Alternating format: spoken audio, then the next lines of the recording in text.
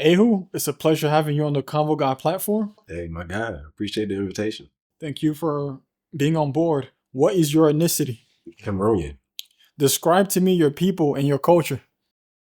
The people of Cameroon definitely family oriented, loving, caring, supportive. They're definitely, I'll probably say, a certain level of pride driven as well. They take pride in their work.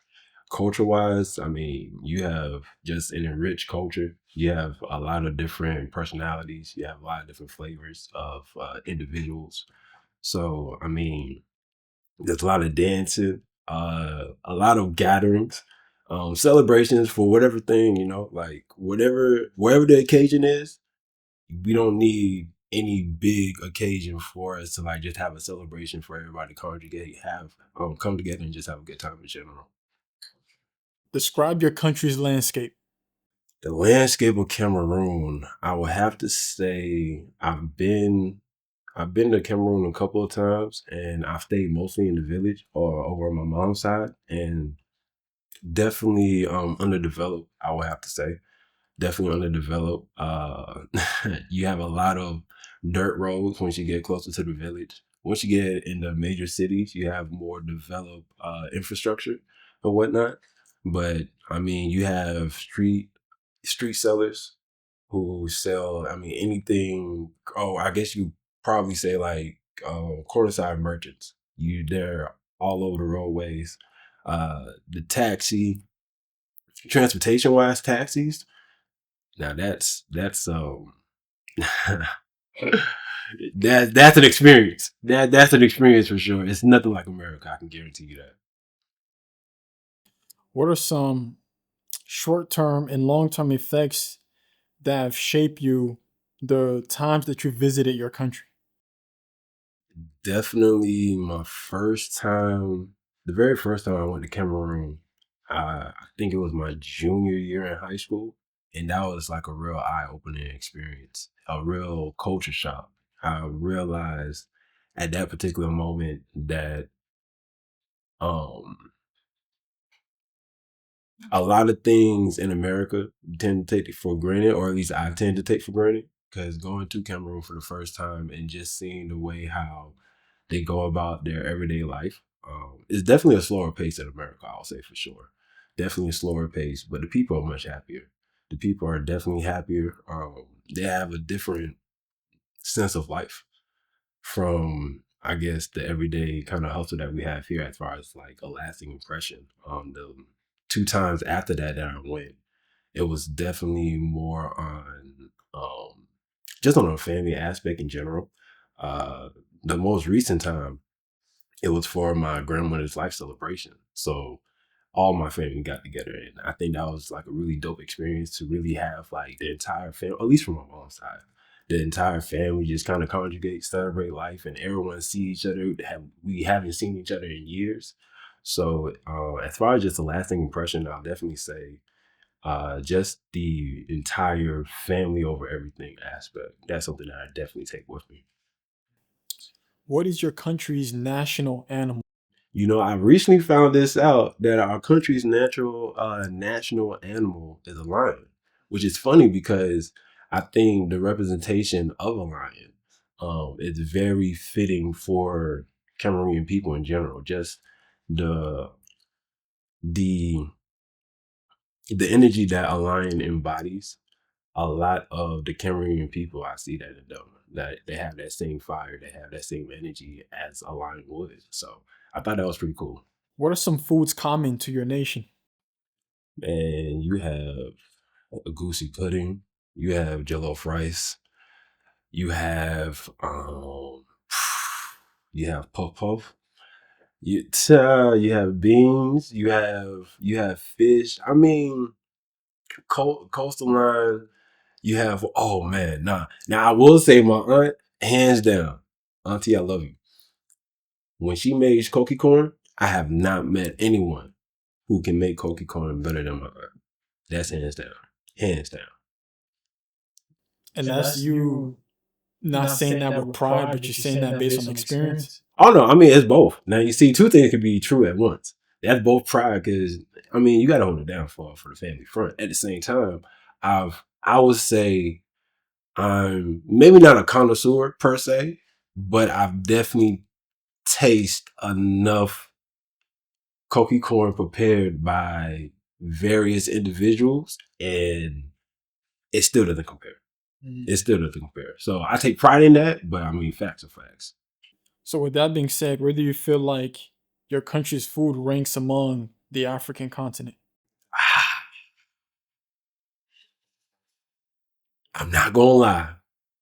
I want to travel the rest of the. I want to travel the rest of the continent and be able to have that conversation, because right now I take pride in the food that comes from our country. At the same time, food is food, and people have their own unique ways of preparing their dishes. And I feel as though it would be a disservice not to at least give other countries an opportunity to kind of see what flavors they have in their dishes. Even though I will say, like, for my country, like, yeah, you know, I would put us definitely on the top half. I would comfortably say that we are in the top half of the continent when it comes to dishes. Would I say we're number one, top five? Look, I gotta travel the rest of the continent first and see what everyone else got to say before I come to my. If we're going to be objective, you know, if we're going to be objective, and we're going to take all things for consideration, I gotta travel the rest of the continent and see what everyone else is, and see what they're talking about as far as their dishes. I like that because it's like you're putting your country's food high on a pedestal, but at the same time you're giving room to test out Oh yeah, other nations' absolutely, food. absolutely. Because it's like I'll be foolish to assume something is the best and I haven't tried everything else. Like, Because I've been around a couple Nigerians and they feel like their food is hey, look, especially when it comes to their jollof rice, man. hey, people take pride.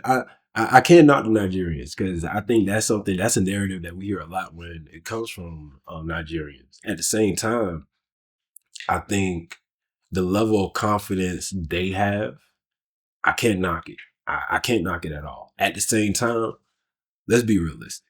You know, let's, at least for me, let's be realistic in the sense of I haven't been to Gambia. I haven't been to Sierra Leone. I haven't been to Kenya. I haven't been to South Africa, Tanzania. You know, like there's so many other places on the continent that, come on, man, to say that you got number one and you haven't if you haven't traveled the rest of the continent, it's just like, what, you got at least a quarter of the continent. At least travel a quarter of the continent to have like a legitimate opinion. But if Nigeria is all you know, then it's like, hey, look, I salute. I salute at the same time. Let's be realistic.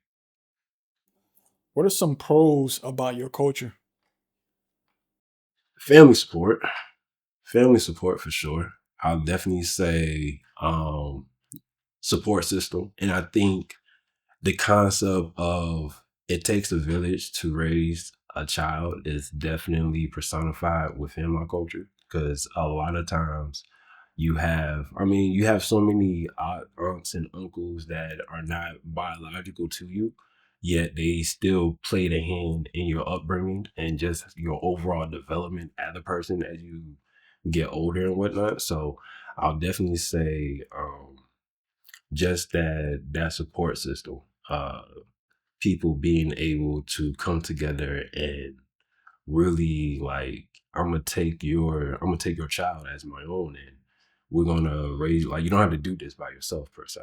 So that's something that I absolutely love about my people and culture. What are some cons about your culture? I feel as though they are one track minded. They have a very particular way of viewing. They have a very particular way of viewing the world per se. And so the idea of I think the narrative amongst most Africans in general, when you find yourself in America, is like, all right, I want my child to be a doctor, lawyer, engineer, this, that, and the third, without allowing the child the opportunity to fully develop or tap into whatever talents they may have that is unrelated to the predestined career path that's already been chosen for them by the parents.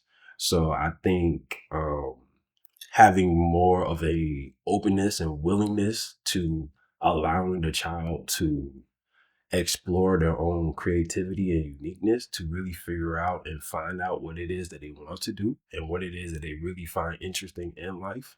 And so that way they have a better, at least to me, I feel as though they have a better experience going through this journey of life as opposed to being so sheltered and confined without really experiencing what this life and what this world has to offer them. I don't know many people from Cameroon except for I'm a big sports guy, so the only two that I could think of would be Joel Embiid and Pascal Siakam. And it's funny enough because I remember there was a game where the two even got scrappy with each other. I don't know which game, but they got scrappy. But fill me in on some Cameroon individuals from all walks of life. From all walks of life. Now, I would have to do a better job of researching that myself as well. I'm not even going to lie to you because as a person who happens to be Cameroon, well, I'll say this as a disclaimer because a lot of my friends, they kind of give me flack for it, right? By blood, I'm Cameroonian. However, I'm a first generation Cameroonian in America. So a lot of the, I guess, notorious, and I don't say notorious in a negative connotation, just more so speaking for, I guess, the well-known Cameroonian individuals around the world. I still am not fully um, I'm not fully informed per se. Now I know a couple of Africans that I was, what I mean, I could take pride because we all come from the continent at the end of the day. But as far as like uh Cameroonians, I'm trying to that comes to mind. I can't think of anything outside of like you said, Joel, Siakam. Who else is there? Uh I mean, there's a Cameroonian duo called P Square. They make music, and ironically enough, I discovered them my first time going to Cameroon. So I guess that's how I kind of, as far as like Cameroonian artists. Actually, no, there's another Cameroonian artist. There's a singer. Um, Goodness, I forgot her name, but she made that one song with I've been drinking more alcohol. Did you check on me? That song? Like she's Cameroonian. Okay. I I'm mean, sorry, but I never heard that song. nah, dang, okay. Well, I mean, I try. I don't have the voice of it. Now, this song is how long? When did that song come out? It's fairly recent, probably like 2 years old. 2 years ago. Yeah, yeah. Like now, she's Cameroonian. Who else is there? But yeah, that's it. That's all who comes to mind right now. Tell me a famous quote that originates from Cameroon. A famous quote that originates from Cameroon. Or even if it's not a quote, just something that you were just so used to hearing when you were growing up that it just stood out.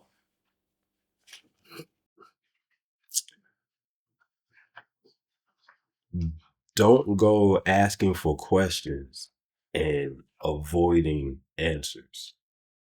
And that one really stuck out because I'm a big proponent of like if you want to know something, I like to kind of classify myself as a truth seeker, right? So I don't judge the truth. The truth is the truth, regardless. It's not good or bad, whatever the case is. Similar to how, like, if you're asking questions, you're going to get the answers. Now, the answer may not be anything that you typically want to hear or something that you like to hear. However, the answer is still the answer nonetheless. So do that as you will. I like that. Now, that particular quote is stuck out to me because that's just how I kind of operate and go about everyday life in general. So that was something that really, and I found it interesting because me having that particular philosophy and seeing that it's somehow a Cameroonian saying or African proverb to a certain degree, it really stuck out. So that was pretty fascinating to me. Thank you, Ihu, for your time during this discussion. Thank you. I appreciate you, man.